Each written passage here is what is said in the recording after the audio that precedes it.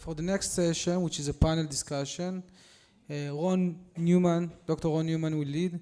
Ron is a Chief Medical Officer at Razor Pharma and Oasis, and even in BioLite. So welcome, Ron. May I call the panel to join me here? Daria and Nir Israeli, Yoram Gonen, Nahum Ferreira, and Ran Yam. Thank you.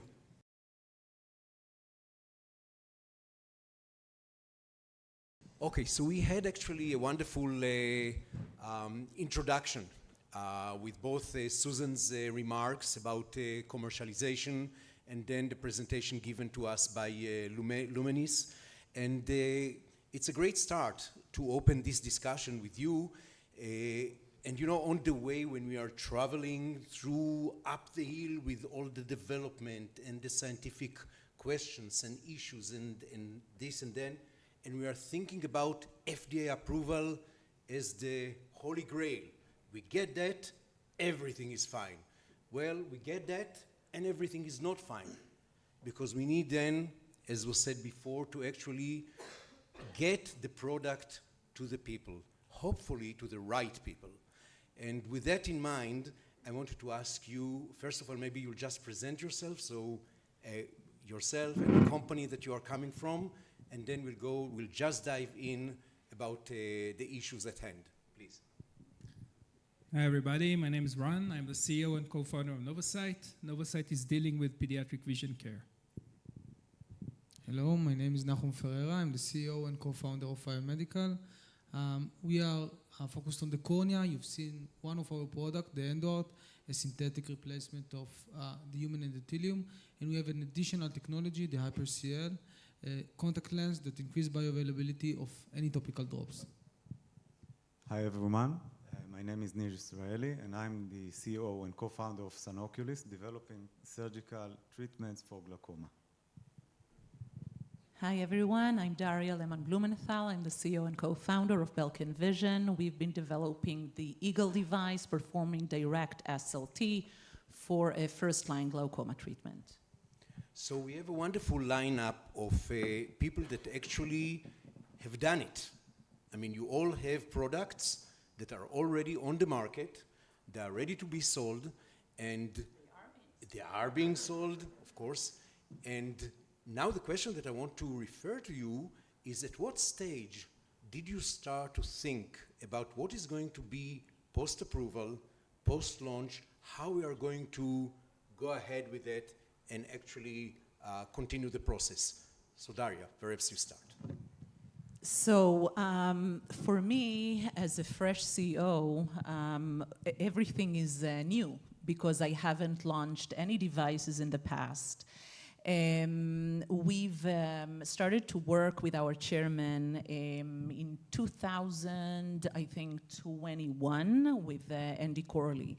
And Andy told me then, okay, you haven't yet received the CE, you are just about working on the CE and FDA approvals or submissions even.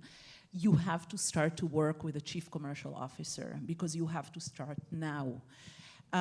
Practically, what was now in that stage? I mean, it was before getting any CE. We received the CE approval in May 2022, so 1.5 years ago.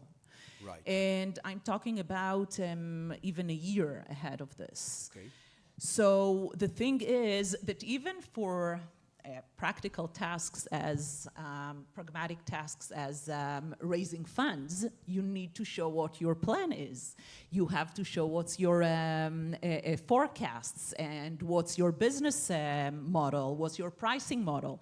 So that's how early we started to work on this, and it did bear fruit. Okay, Nir? I would divide it into two phases from our experience. We received first CE mark in 2017, and then we had to improve some of the parameters in our device. Second CE was 2020. And we decided to start a soft launch, I will call it, attracting KOLs in Europe in order to get feedback from the field, from patients, and especially from the physicians.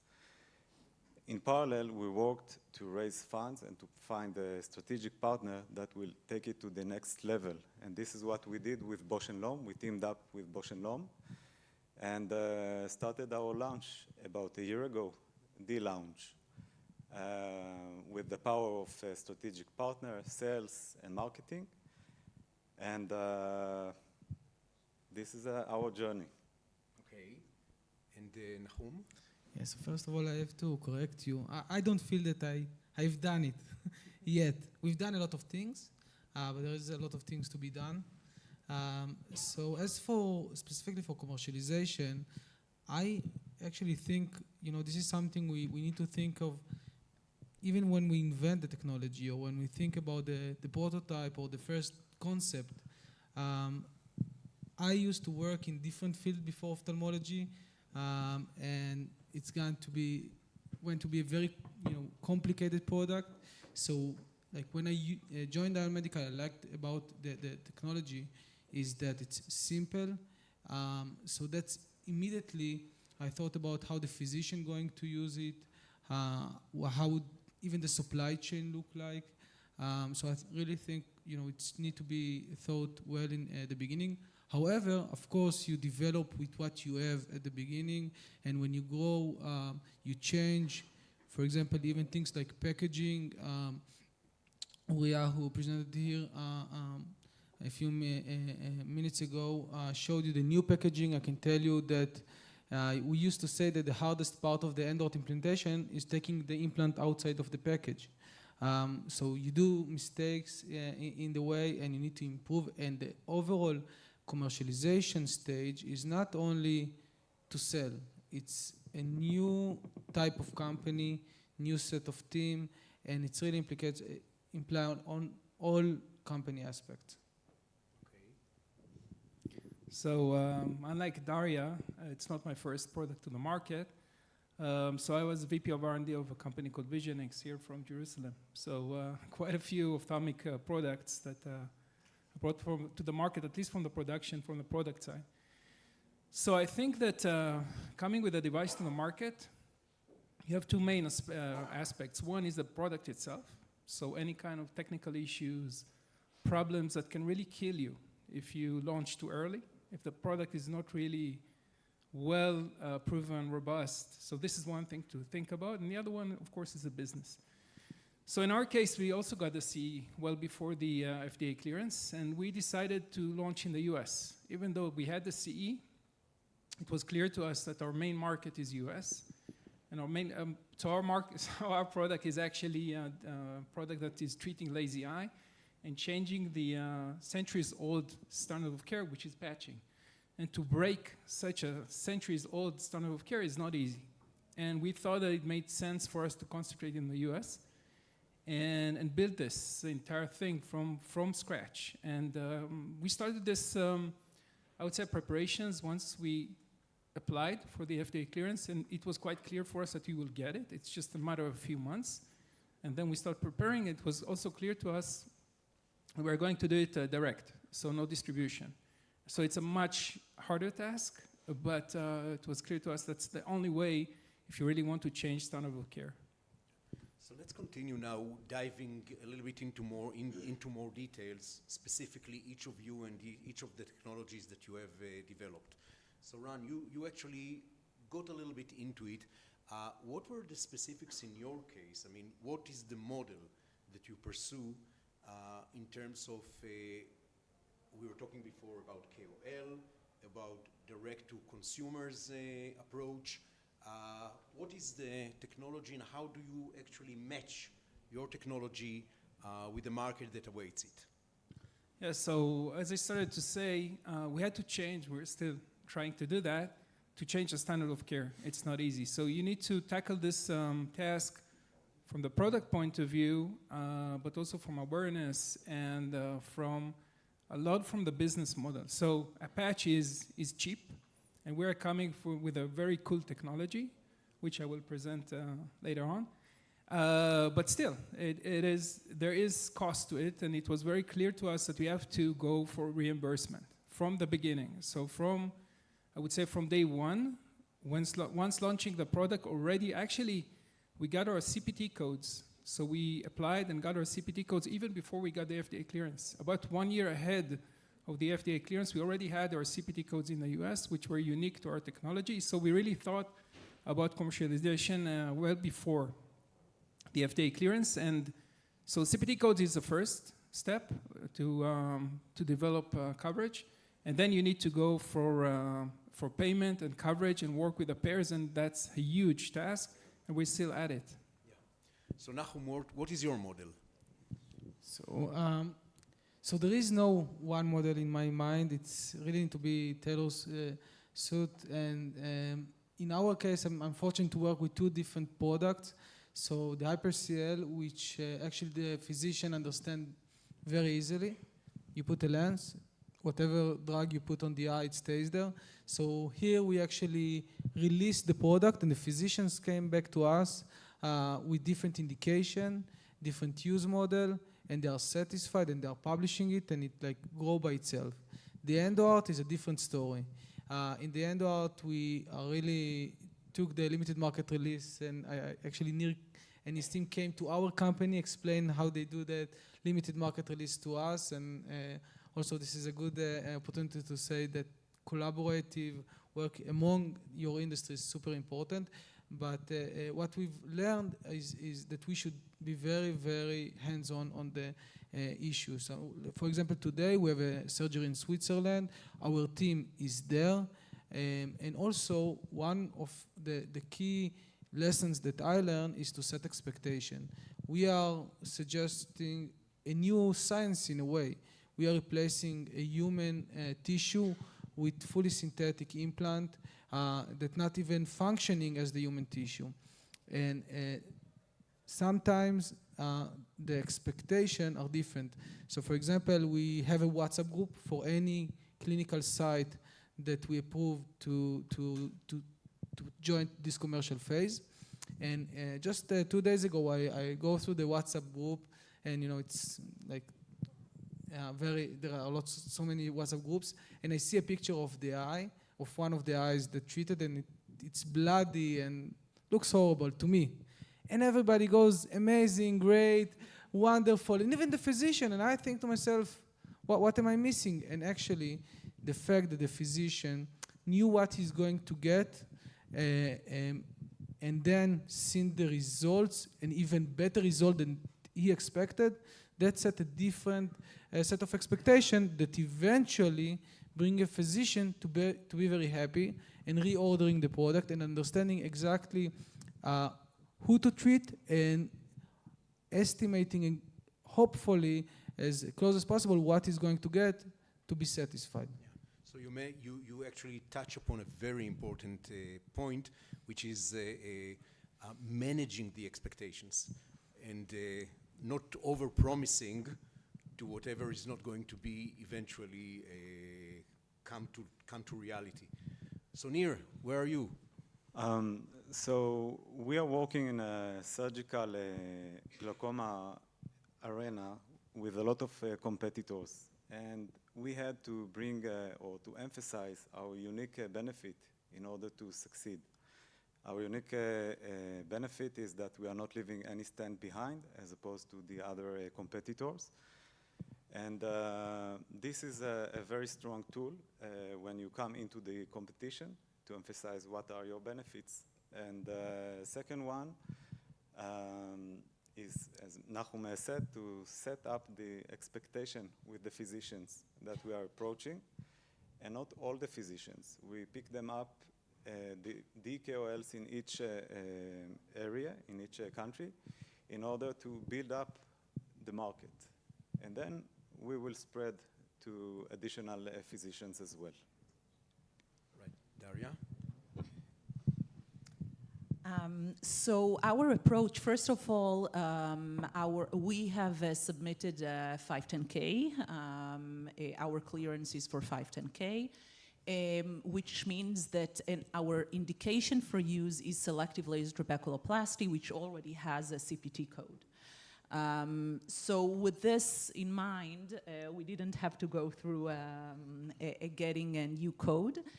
We haven't yet started commercialization in the US. This is a huge undertaking which requires big planning. In Europe, we started a controlled launch, which means that we are working with both, I wouldn't say necessarily, I mean, key opinion leaders. It's mostly doctors who are used to adoption of new devices and technologies and understand the opportunity they have in hand, both glaucoma, but also comprehensive ophthalmologists as well. And we have been started to working with distributors in Europe. We work with distributors in the UK, Spain, Italy, so with the big five, and also sell direct. Now, I don't know if that's part of your question, but with regard to the pricing model, we sell both capital equipment and procedural packs.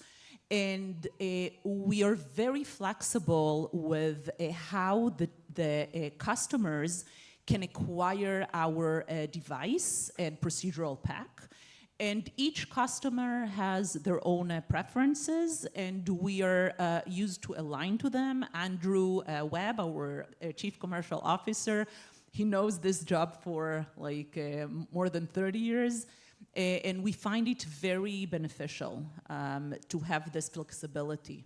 So Daria, when you select those physicians that will have the first approach or the first experience with your machine, do you go to specifically to KOLs, or do you go to physicians that are doing, as you said, comprehensive ophthalmology? Yeah.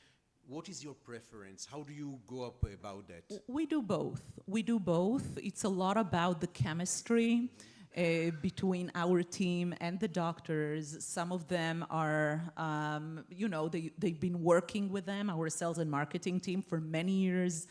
And some are new up, rising new ophthalmologists who want to expand their clinic. Because as many of you, I guess, know, in glaucoma, first-line treatment has been eye drops.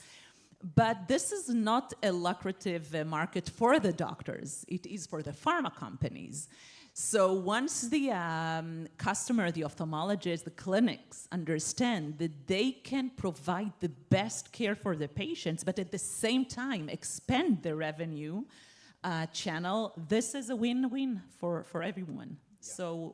So let us move on. We don't have too much time, so let us try to move on to the last question that all of you I would ask. And this is, okay, so now you are in the market, you are getting the first experience in the market. How you are actually trying to get information back from this experience, and how does that actually direct your version 2.0 of whatever product that you have in line? So maybe I will continue from the previous question. You get the feedback because the customers, you speak with them, and this is exactly the essence of controlled launch. You are in constant communication with your doctors. And the beautiful thing is that when you work with a small, I would say it's not already a startup company, but with a small medical device company, we are very open to implement the requirements immediately. And the customers are in shock, right? We just ask for this or that, and they get it within weeks, the latest. And we've learned beautiful things. I want to mention two of them. One is that the doctors and the patients, when they are treated with our device, which is in the clinic, not in the surgery room, they like standing up. They don't like sitting down. And this is something we've learned from the controlled launch. And also we've learned that doctors prefer, because our device is non-invasive and you don't touch the eye, you don't have the coupling gel which cause blurry vision, they like to treat both eyes, bilateral treatment at the same visit, which is of course more efficient for both the patient and the doctor. So this is like two examples. Yeah, very good. Please. I will refer to it from a different angle. For the controlled launch, we developed a very thorough training process to train the physician during patient selection and also during the surgery and afterwards the post-ops.